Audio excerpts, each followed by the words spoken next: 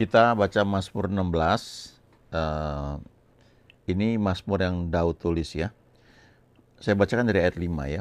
Ya Tuhan, Engkaulah bagian warisanku dan pialaku. Engkau sendirilah yang meneguhkan bagian yang diundikan kepadaku. Tali pengukur jatuh bagiku di tempat-tempat yang permai. Ya, milik pusakaku menyenangkan hatiku. Aku memuji Tuhan yang telah memberi nasihat kepadaku. Ya, pada waktu malam hati nuraniku mengajari aku.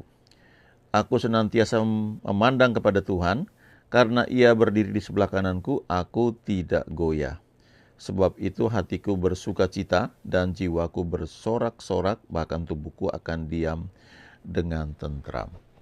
Nah, coba kita lihat ya. Ini ayat ini sangat sering saya baca dan saya renungkan berkali-kali.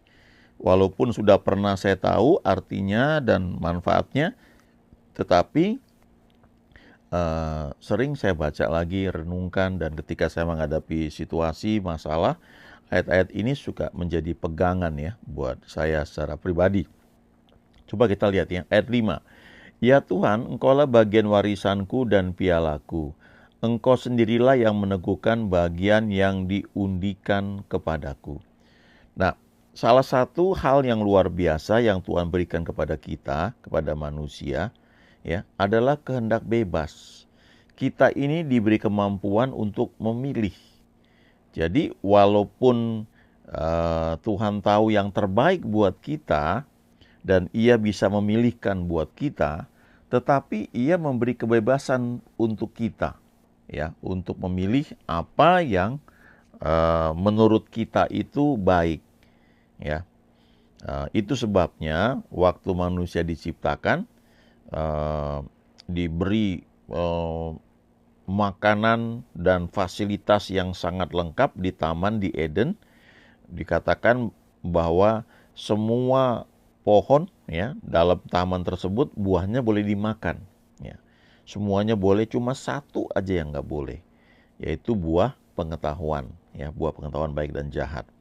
Dan kalau kita baca di kitab Kejadian, pohon tersebut ya, pohon pengetahuan pohon pengetahuan baik dan jahat itu kesannya ditaruhnya di tengah-tengah taman ya, dan kelihatannya di sampingnya, di dekatnya itu juga ada pohon kehidupan ya. Nah, yang menarik juga ketika Tuhan memberi larangan tersebut kepada manusia, maka tidak di pohon pengetahuan tersebut tidak dijaga ya dengan kerup ya, dengan malaikat ya, atau kalau bahasa sekarang itu nggak dikasih pagar bertegangan listrik misalnya ya, atau nggak ditaruh di kutub utara atau kutub selatan ya, supaya artinya supaya manusia itu jauh dari pencobaan ya, sepertinya gitu. Tapi sengaja ditaruh di tengah dan sepertinya dibiarkan ya. Dan memang pada akhirnya ya manusia itu memilih yang salah ya, lalu jatuh ke dalam dosa. Banyak pertanyaan yang orang-orang mungkin sampaikan. Kenapa Tuhan membuat masalah ya? Kenapa pohon pengetahuan tersebut harus dibuat dan ditaruh di tengah taman? Lalu kenapa manusia dibiarkan memilih ya?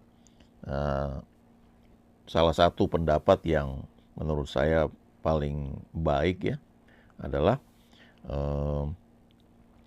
supaya ketika manusia memilih ikut Tuhan, itu bukan karena nggak ada pilihan lain, tetapi itu karena manusia itu memang memutuskan untuk mengikut Tuhan ya.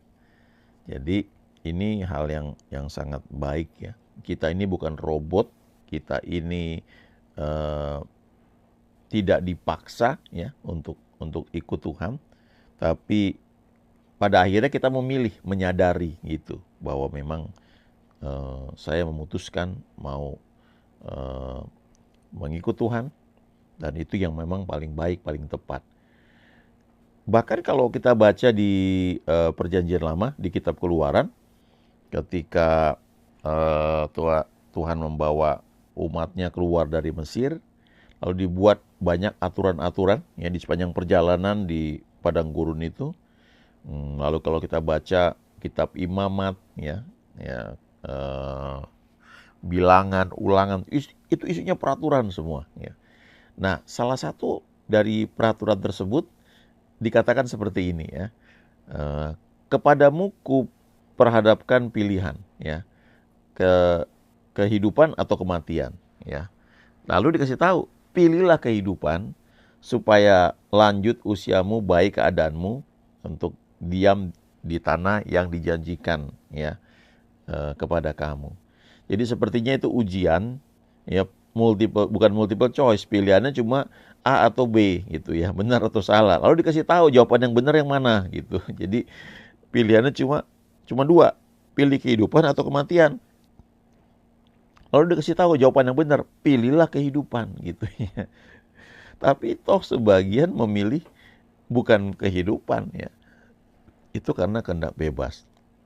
Nah, di sini Daud mengajarkan bahwa dia itu memutuskan bahwa Tuhanlah bagian warisan dan piala ya dalam kehidupannya. Nah, kalau warisan itu kan sesuatu yang diperoleh bukan karena usaha, tetapi itu dengan sendirinya terjadi ya. Karena status ya. Seorang anak itu akan mewarisi apa yang orang tuanya miliki sekalipun dia nggak ngapa-ngapain. Ya, karena secara legal itu sudah menjadi miliknya. Begitu nanti dia dewasa, orang tuanya nggak ada, maka dia akan mewarisi apa yang orang tuanya miliki. Ya. Sementara kalau piala itu sesuatu yang diperoleh karena perjuangan, ya. Karena pertandingan, ya sudah latihan misalnya, lalu masuk ikut dalam pertandingan, ya, lalu akhirnya menang. Ya, baru dapat piala. Nah, Daud berkata bahwa Tuhanlah bagian warisan dia. Nah, kalau kita pelajari, Daud ini seperti anak terbuang. Kita bisa baca bagaimana ketika Samuel datang ke rumah Isai, ayahnya Daud, dan Samuel bilang, ayo kita buat kebaktian, ya undang semua anak-anakmu. Lalu semua diundang, tapi Daud nggak diundang. Ya, dianggap anak bawang gitu, dianggap ya mungkin dianggap ini bukan bagian dari keluarga atau dianggap masih kecil ya. Jadi waktu satu persatu anak-anaknya Isai itu lewat di hadapan Samuel untuk dipilih menjadi raja, ternyata tidak satu pun dipilih oleh Tuhan. Walaupun abang-abangnya Daud ini badannya mungkin gede ya, prajurit sudah terbiasa di medan pertempuran, ya Daud masih remaja. Lalu Samuel bertanya sama Isai, apa cuma ini anakmu?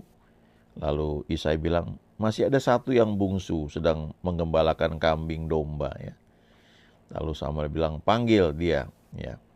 Lalu akhirnya Daud dipanggil dan kemudian Daud diurapi ya, di hadapan abang-abangnya. Nah, kenapa Daud nggak dipanggil untuk ikut kebaktian kemudian akhirnya nanti termasuk salah satu calon atau kandidat ya untuk diurapi? Ya karena pertama kalau kita baca itu orang tuanya bilang karena dia masih kecil ya. Tapi yang kedua yang lebih mungkin masuk akal adalah Daud ini kelihatannya tidak dianggap anak sama ayahnya ya, sama Isai.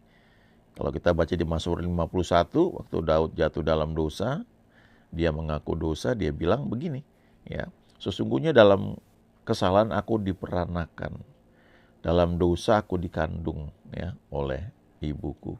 Jadi ada yang menyimpulkan bahwa Daud ini diduga bukan anak dari Isai, atau setidaknya Isai mungkin menduga nih istrinya tidak setia ya, sehingga mengandung lalu melahirkan anak yang bukan dari dia ya. Makanya ada kalimat seperti itu. Dan kemudian memang ada juga di bagian lain Daud berkata ya, sekalipun orang tuaku meninggalkan aku namun Tuhan menyambut aku. Jadi ada kesan bahwa memang dia tuh diabaikan, dia tertolak dari sejak kecil. Bahkan abang-abangnya memang menganggap dia tuh dianggap bukan, ya artinya ketika Daud datang ke medan pertempuran itu ya, abang-abangnya bilang, ngapain kamu kesini gitu ya, ngapain kamu mau lihat-lihat pertempuran gitu ya. Padahal Daud disuruh sama ayahnya untuk mengantarkan makanan ya kepada abang-abangnya. Nah, mungkin juga karena pengalaman tertolak itu membuat dia berpikir, eh, sudahlah ya, aku nggak berharap mendapat warisan dari orang tuaku, tapi biarlah Tuhan menjadi bagian warisanku. Ya, saya dulu kenal seorang hamba Tuhan yang Tuhan pakai, ya, dia sangat menjaga hubungan pribadi dengan Tuhan, tapi masa kecilnya memang dia tertolak, ya. Jadi dia itu kalau nggak salah tidak dianggap bagian dari keluarga, bukan dianggap anak eh, kandung dari keluarganya, ya, mirip-mirip kayak Daud. Tapi di situ justru dia mengenal Tuhan, ya. Ketika dia nampaknya tertolak, dia justru kenal Tuhan. Jadi sebenarnya memang walaupun secara psikologis ya kita belajar bagaimana kita mendidik anak supaya anak kita bisa bertumbuh dengan baik, ya. Itu bagian dari tanggung jawab sebagai orang tua. Tetapi kalau kita mengalami perlakuan yang menurut kita tidak adil, ya, baik oleh orang tua kita, ya, keluarga kita atau lingkungan kita, ya, tetap kita itu tidak bisa menggunakan itu sebagai alasan untuk eh, tidak mengenal Tuhan, ya, atau tidak memiliki kehidupan yang baik, ya, atau tidak bersikap baik. Karena ini contoh, ya, bagaimana Daud yang latar belakangnya tidak baik, dia justru mengenal Tuhan dengan sangat baik, ya. Bahkan beberapa hamba Tuhan itu berasal dari keluarga yang broken, ya, dari broken home, ya. Keluarganya mungkin pecah atau dia itu dari panti asuhan, tapi justru kenal Tuhan, ya. Nah, lalu kalimat berikutnya ini, ya, karena Daud memutuskan bahwa Tuhanlah bagian warisan dia, lalu dia juga memutuskan Tuhan itu piala dia, artinya dia mengejar Tuhan seumur hidupnya, ya. Dan dia kemudian berkata, engkau sendirilah yang meneguhkan bagian yang diundikan kepadaku. Nah, ini yang saya bilang tadi. Daud mempercayakan kehendak bebasnya itu untuk Tuhan yang memilihkan bagi dia, ya. Eh, di ayat 6 lebih jelas dia katakan, ya, tali pengukur jatuh bagiku di tempat-tempat yang permai. Ya, milik pusakaku menyenangkan hatiku. Nah, jadi kalau tali pengukur jatuh bagiku di tempat-tempat yang permai, ya, jadi dia sepertinya ini eh, membiarkan Tuhan tuh memilih, ya, apa yang diundikan kepada dia, ya. Kalau saya ingat seorang teman, dia cerita dia mau beli ruko, ya. Waktu itu di satu perumahan ada ruko dan ada posisi ruko yang sangat menarik, ya. Jadi biasanya ruko itu kalau dijual kan harganya bervariasi. Mungkin kalau yang letaknya di tengah itu lebih mahal, ya. Kalau di bagian belakang misalnya lebih murah. Nah, teman ini sudah ngincar, ya, satu ruko tertentu, ya. Lalu dia berharap sama Tuhan, ya. Nah, lalu akhirnya ketika eh, karena banyak peminatnya, maka untuk ruko tersebut diundi, ya. Siapa yang boleh milih duluan, kira-kira kayak gitu, ya. Eh, Nah, teman ini tidak dapat gitu, ya, tidak dapat. Lalu ya dia bersyukur senantiasa. Tapi ketika dia membeli ruko yang tersisa, ternyata waktu sudah jadi, ruko dia itu merupakan ruko yang lokasinya bagus, ya. Saya lupa alasannya apa, tapi akhirnya mempunyai eh, daya saing, ya, harga yang tinggi, sehingga ketika dia jual itu justru untungnya luar biasa. Nah, eh, beberapa juga mengalami seperti itu, ya. Waktu dulu, ya, kami baru menikah dan kemudian mau cari rumah, ya, waktu itu mau kontrak. Itu sulit, ya, mendapatkan tempat waktu itu. Dan saya ingat waktu itu kami berdoa dari Bandung, ya, pagi berdoa, itu hari Senin. Lalu ketika sampai di rumah orang tua, ya, ruang tua saya, terus kami lewat satu kompleks rumah, ya. Sudah melihat, ya udah gitu kami ke rumah orang tua saya, lalu dengan ibu saya kami pergi lagi ke kompleks tersebut, ya. Dan kami sudah doa sebelumnya. Dan waktu saya parkir mobil berhenti, ternyata kami itu berhenti di depan rumah yang pemiliknya itu akan pindah ke luar kota dan dia mau kontrakkan rumah tersebut. Jadi waktu kami turun dari mobil, terus kami tanya sama orang yang ada di situ, sama security, ya, Pak, itu ada rumah dikontrakan di sini. Lalu dia tunjuk, oh itu Pak, ya itu ternyata eh, kami parkir, ya saya parkir mobil di depan rumah tersebut. Langsung kami masuk ke situ, pemiliknya sedang menyiapkan barang-barang, sedang ngepak barang-barang karena mau dikirim keluar kota.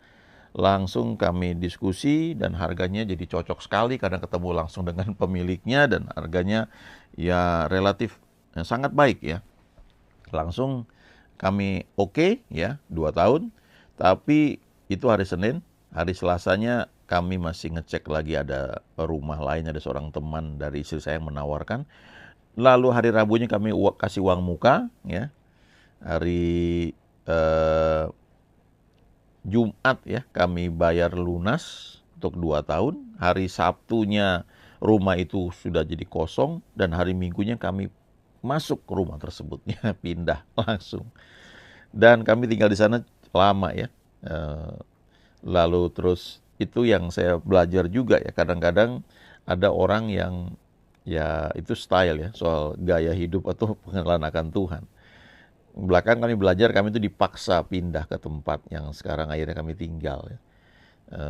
Lewat situasi yang punya rumah nggak mau diperpanjang kontraknya, lalu kami rasanya mesti cari ya daerah sekitar situ juga, tapi kemudian dipaksa untuk akhirnya melihat di kompleks di mana kami tinggal ya belakangan. Karena 2 anak sudah sekolah, tinggal di kompleks yang dekat rumah tersebut. Akhirnya kami hitung-hitung akhirnya pindah ya. Pindah dan setelah pindah, nah belakangan pindah lagi ke kompleks yang sama, di klaster yang sama, tapi kali ini ya bukan kontrak ya, sudah dibeli. Nah setelah kami tinggal di situ, saya suka merenungkan ya, waktu kalau pulang dari kantor naik mobil, dan saya suka mengucap syukur, saya bilang Tuhan terima kasih, Engkau pilih yang terbaik ya. Kalau buat kami ini yang terbaik ya. Karena letaknya, posisinya, dan jumlah rumahnya nggak banyak dan banyak sekali. Nah buat saya pribadi ini salah satu contoh bagaimana Tuhan memilihkan yang terbaik. Nah bagaimana caranya? Dia sudah siapkan, ada orang lain yang memilikinya sebelumnya. Tapi pada waktu tertentu ya, ketika sudah lewatin banyak hal, kami bisa beli rumah tersebut. Nah, hal yang sama juga begitu ya, ada pekerjaan baik, ada sesuatu yang Tuhan siapkan buat kita yang mungkin sekarang kalau misalnya rumah bukan punya kita, mungkin punya orang lain ya. Tapi ketika kita pada situasi tertentu Tuhan menuntun kita, itu bisa nantinya itu menjadi milik kita.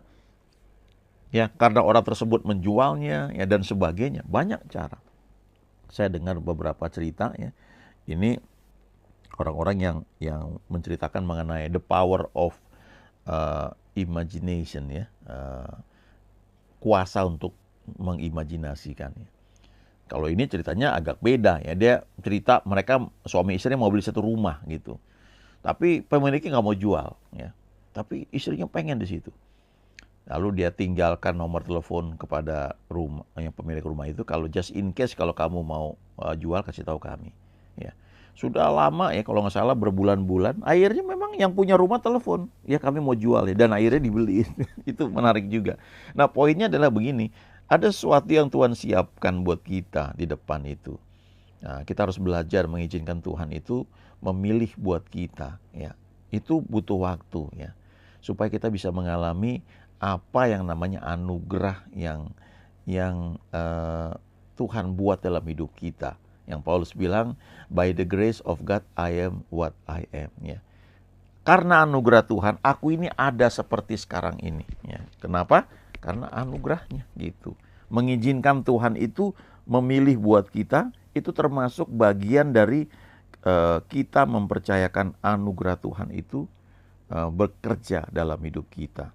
Sehingga akhirnya kita bisa menikmati yang terbaiknya. The best of the land. Itu janji Tuhan bagi setiap kita yang percaya kepada Dia, ya, yang mau Jadikan dia Tuhan dan Raja dalam hidup kita. Amin.